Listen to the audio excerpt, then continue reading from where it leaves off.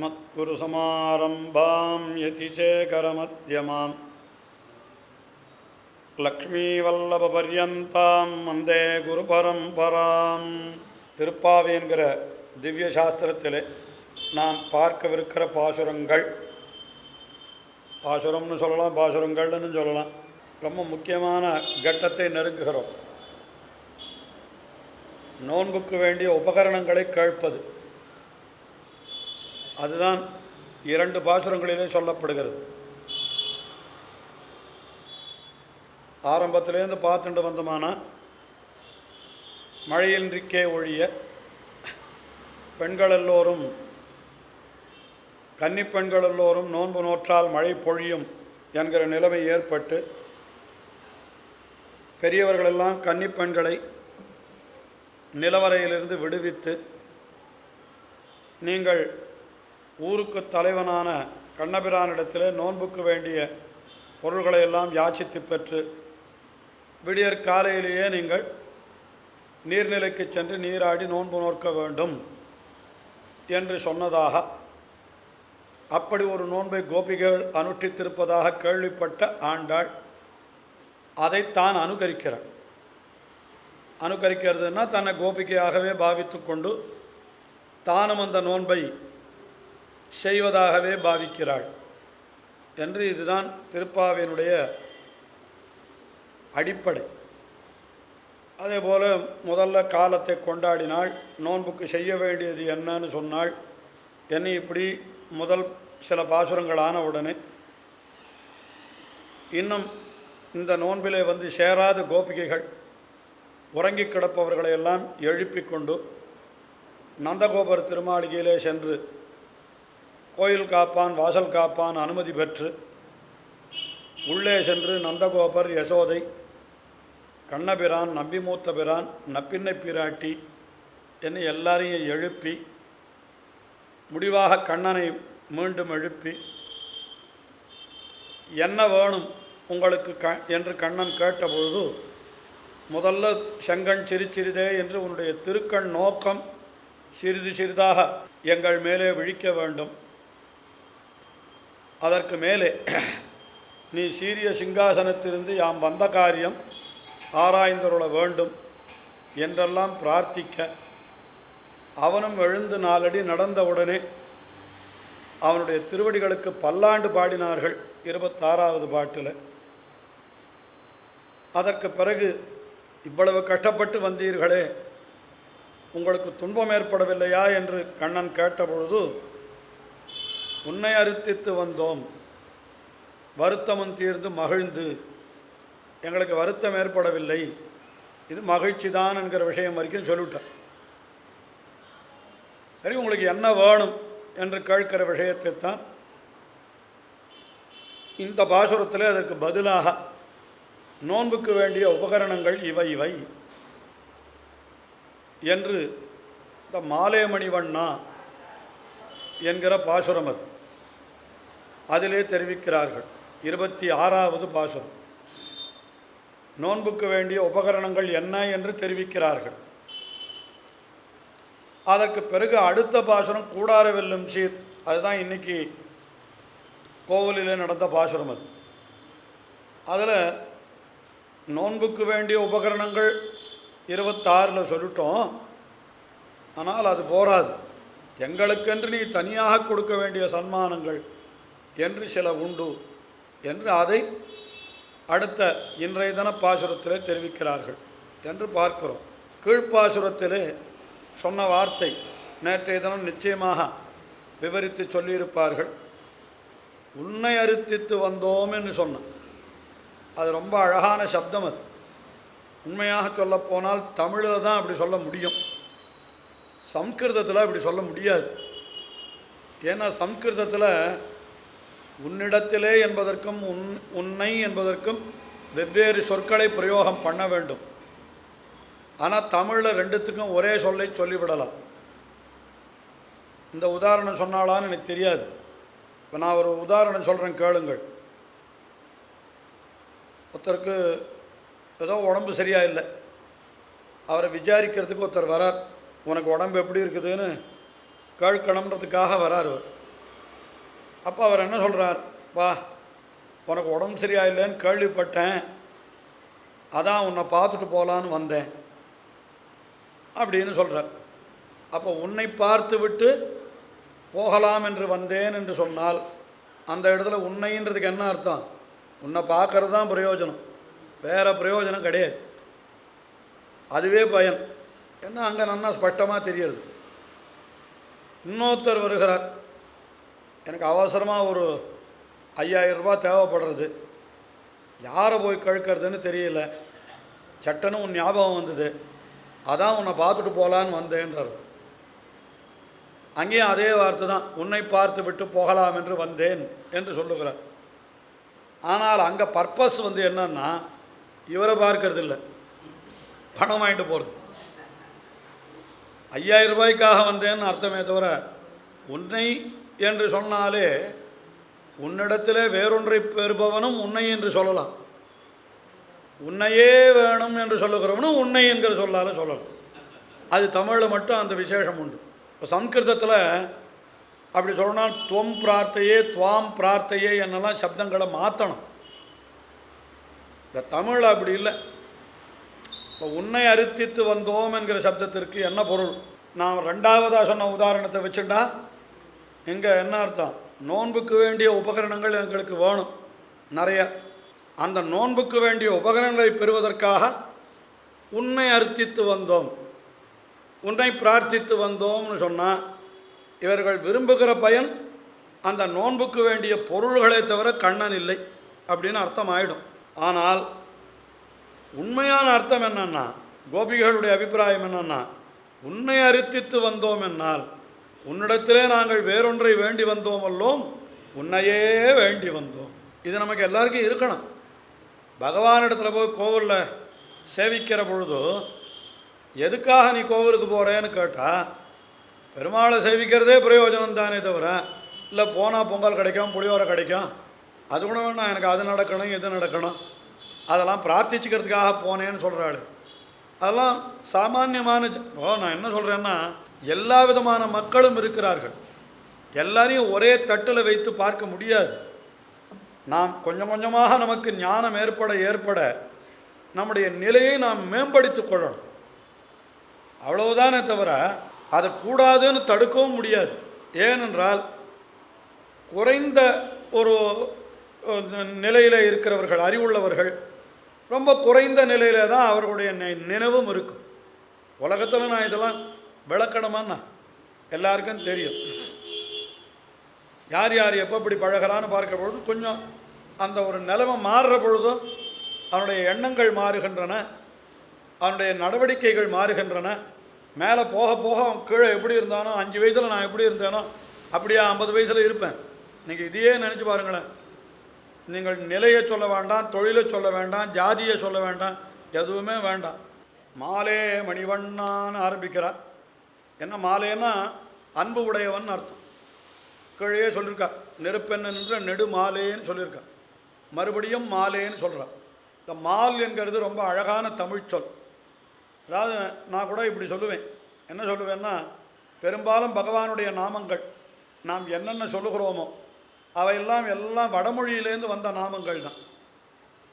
கேசவன், நாராயணன், மாதவன், கோவிந்தன், விஷ்ணு, மதுசூதனன் எல்லாம் சம்ஸ்கிருதத்தில் இருக்கிற திருநாமங்களை அப்படியே தமிழில் சொல்லிட்டு இருக்கோம், அவ்வளோதான். திருநாமங்கள்னா எழுத்து தானே சப்தம் ஒன்று தானே. நாராயணன் சொன்னால் தமிழில் எழுதினா நாராயணன் இப்படி எழுத போகிறோம், சம்ஸ்கிருதத்தில் எழுதினா அதுக்குண்டான எழுத்தில் எழுத போகிறோம், தேவநாகரியில் எழுத போகிறோம். ஆனாலும் அது எந்த பாஷையை சேர்ந்ததுன்னு கேட்டால் நாராயணம் அயனம்னு அதுக்கு சம்ஸ்கிருதத்தில் விளக்கம் சொல்லி, நாராஹா அயனம் எஸ்ஏன்னு விளக்கம் சொல்லி, அதனால் அது நாராயணன் பேருனா அது பூரா வடமொழியை சேர்ந்த நாமம். அதை அப்படியே நம்ம தமிழில் என்ன பண்ணுறோம்னா டிரான்ஸ்லிட்டரேஷன்னு பேர் இருக்குது, அவ்வளோதான் நாம் சொல்லிட்டு இருக்கோம். இப்போ வேறு நாம் மற்றத்தை சேர்ந்தவாளாக இருந்தால் கூட அவளுடைய பேரையெல்லாம் நம்ம சொல்கிறோன்னா அது அந்த பாஷையில் இருக்கக்கூடிய நாமம். அது அவளுடைய உருதுவில் வச்ச பேரை நம்ம தமிழில் வாயால் சொல்லிட்டு இருக்கோம், எழுதிச்சே தமிழில் எழுதிட்டு போகிறோம். ஆனால் இந்த மால் என்கிற நாமம் இருக்கோ இல்லையோ, அது தமிழ்லேயே உள்ள நாமம், அது சம்ஸ்கிருதத்திலேருந்து வரல. இந்த நாமம் மால் என்ன, அதனால தான் அவனுக்கு திருமால்னு பேர் வச்சு. திருமால்னா பகவான் ஸ்ரீமன் நாராயணன். அந்த திரு என்கிறது ஸ்ரீ மகாலட்சுமியை குறிக்கிறது, மால் என்கிறது பகவானை குறிக்கிறது. இது வேறொரு மொழியிலேருந்து தமிழுக்கு வந்த நாமம் அல்ல, இது தமிழிலேயே இருக்கக்கூடிய நாமம். இது வேறு எதுவாக இருந்தாலும் இப்போ கண்ணன் என்கிற நாமம் இருக்குது. கண்ணன் அது என்ன சுவாமி, தமிழ் நாமமா வடமொழி நாமமானா? வடமொழியில் கண்ணன்னு கிடையாது. ஆனால் என்ன சொல்லிவிட்டா, கிருஷ்ணன் என்கிறது தான் தமிழில் மருவி கண்ணன்னு வந்து தோன்றான். சில பேர் அப்படி சொல்லிவிட்ருக்க. கிருஷ்ணஹான்ற சப்தம் தமிழில் கண்ணன்னு வந்ததுன்னு சொல்கிறோம். அது உண்டா இல்லையான்ற விசாரத்தை தனியாக பண்ணிக்கலாம், அது வேண்டாம். அது இல்லைன்னு சொல்கிறவாளும் உண்டு, உண்டுன்னு சொல்கிறவாளும். ஆனால் இந்த மால் என்கிற பெயருக்கு அந்த குறை கூட கிடையாது. வேறு ஏதோ சம்ஸ்கிருதத்தில் இருக்கக்கூடிய ஒரு நாமமானது அது மருவி தமிழில் வந்ததுன்னு, தமிழ்லையே வடமொழி சொல்லுலேருந்து தமிழை எடுத்துக்கிறதுன்றது தமிழ் இலக்கணத்திலேயே ஒப்புக்கொண்ட விஷயம். இதை வெறுமை சர்ச்சை பண்ணுறது வேணால் இதுவாகிடும். தொல்காப்பியத்திலேயே வட சொல் திரிபெல்லாம் காட்டியிருக்காரு. நம்ம வருஷம்னு சம்ஸ்கிருதத்தில் சொல்கிறத தமிழில் வருடம்னு சொன்னோன்னா அதுக்கு வட சொல் திரிபுன்னு பேர். அதுக்கு 2 விதமாக கொடுத்துருக்கா. தற்பவம் தற்சமம் அப்படின்னு தமிழில் கொடுத்துருக்கா. தற்பவம் என்னால் என்னன்னா அதுலேருந்து உண்டானதுன்னு சொன்னால் அதுவே தற்பவம்ன்றதே சம்ஸ்கிருத சப்தம். தமிழில் தற்பவம்னு சொல்கிறோமே தவிர அது சம்ஸ்கிருதத்தில் தத்பவம் அப்படின்னு சொல்லுவாள், அதிலிருந்து உண்டானதுன்னு அர்த்தம். இப்போ காலம்னு ஒரு வார்த்தை இருக்குது. காலம்ன்ற வார்த்தை என்னென்னா சம்ஸ்கிருதத்தில் இருக்குது, அதை தமிழில் அப்படியே சொல்லிகிட்டு இருக்கோம். அதனால் அதுக்கு தற்பவம்னு பேர் இருக்குது. கமலம், கமலம்னா தாமரை, அது தமிழில் சம்ஸ்கிருதத்தில் இருக்க வார்த்தையை எந்த வித மாறுதலும் இல்லாமல் அப்படியே சொல்லிகிட்டு இருக்கோம். இந்த மாதிரி நிறைய வார்த்தைகள் உண்டு, அதெல்லாம் தற்பவம்னு பேர். ஆனால் சில சொற்கள் என்ன பண்ணுறோன்னா சம்ஸ்கிருதத்தில் இருக்கிறத தமிழில் சொல்கிற பொழுது கொஞ்சம் மாற்றி விடுறோம், அதுக்கு தத் சமம்னு பேர். இது மாதிரி தொல்காப்பிய இலக்கணங்களில் கொடுத்துருக்க. அதுக்கு என்னென்ன இலக்கணம்? இப்போ மனிதன்னு சொன்னேன்னு, இப்போ மனுஷியான்னு சப்தம் சம்ஸ்கிருதத்தில், அதை தமிழில் சொல்கிற பொழுது மனிதன்னு சொல்கிறோம். இப்போ மனிதன் என்கிறது வடசொல்னுடைய தத் சமம். இந்த மாதிரி சம்ஸ்கிருதமும் தமிழும் இணைந்து தான் ஒரு காலத்தில் மொழியாக இருந்தது. ஆனாலும் தமிழுக்கு தனித்தன்மையும் உண்டு, சம்ஸ்கிருதத்துக்கு தனித்தன்மையும் உண்டு. அதாவது வடமொழியை சாராத தமிழ் சொற்களும் உண்டு, அதையும் நம்ம தெரிஞ்சுக்கணும். நிறைய சொற்கள் வடமொழி சார்த்தம். அது காரணம் என்னன்னா, அந்த காலத்தில் இருக்கிற சமுதாயத்தில் எது ரொம்ப பரவின மொழியாக இருந்ததோ அந்த மொழியினுடைய தாக்கம் இன்னொரு மொழியில் வந்து சேர்ந்துடும். இப்போ இதை நான் விளக்க வேண்டிய அவசியமே இல்லை. இங்கிலீஷ் எப்படி தமிழில் கலந்து போச்சு? இப்போ நாம் கேட்டால் கலந்துது. யாரும் அதை இந்த மாதிரி ஒரு மொழியை உண்டாக்கணும்னு யாரும் முயற்சியே பண்ணலை. ஆனால் இன்றைக்கி எல்லாரும் என்ன பண்ணுவான்னா, இங்கிலீஷ் கலக்காத தமிழை பேசவே முடியாதுன்ற நிலைமைக்கு கொண்டு வந்து விட்டுட்டோம். இப்போ நான் சொல்கிறேன், பஸ்ஸில் ஏறி டிக்கெட்டை வாங்கி நான் ட்ரிபிள்கேனுக்கு போனேன்னு ஒருத்தன் சொன்னான்னா, இதில் எது தமிழ் சொல்லுங்கள் பார்க்கலாம். இப்போ நானே நான் பேருந்தில் ஏறி பயணச்சீட்டு வாங்கி அப்படின்னு சொன்னால் நான் எனக்கு குழம்பு போச்சு அவனுக்கு. ஏதோ ஒரு படத்தில் தான் நினைக்கிறேன், ஜோக் கூட வரும்னு நினைக்கிறேன். நான் பேருந்தில் ஏறி பயணச்சீட்டு அப்படின்னா, யோ புரிகிற தமிழில் பேசியா, எதுக்கு நீ எதோ பாஷையெல்லாம் பேசுகிற அப்படின்னு ஒருத்தான் அவனை கிண்டல் பண்ணுவான். தமிழில் சொல்லியா, நான் தமிழில் தாங்க சொல்கிறேன் அப்படின்னா புரியாது அவனுக்கு. ஏன்னா அந்த அளவுக்கு தமிழை நம்ம விட்டுட்டோம்.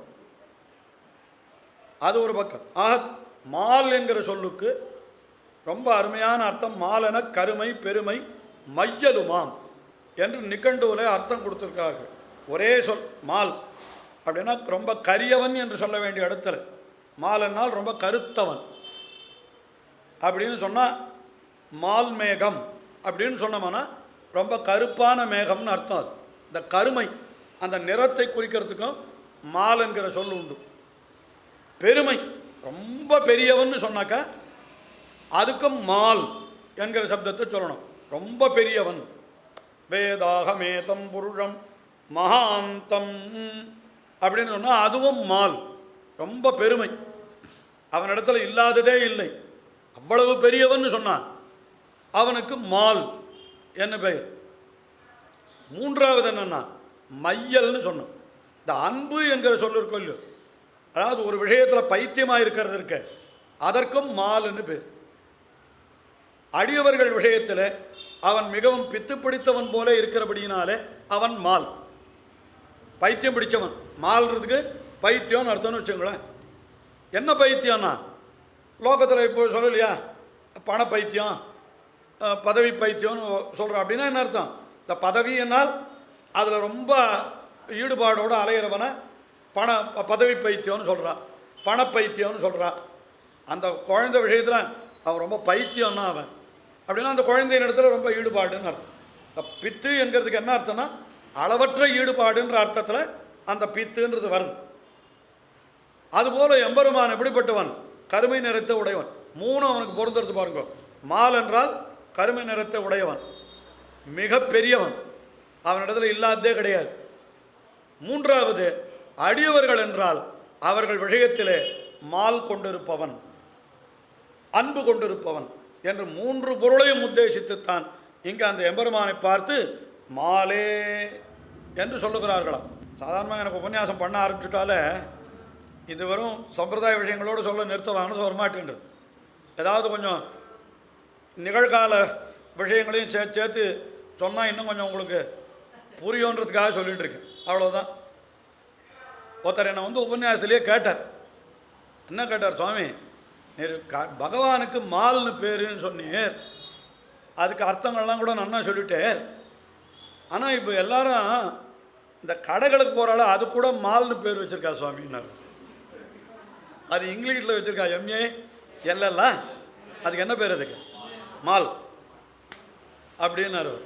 ஏன் அதுக்கு ஏன் மால்னு பேர் வச்சான்னு? அது வச்சவனை போய் கேளு, எனக்கு தெரியாது.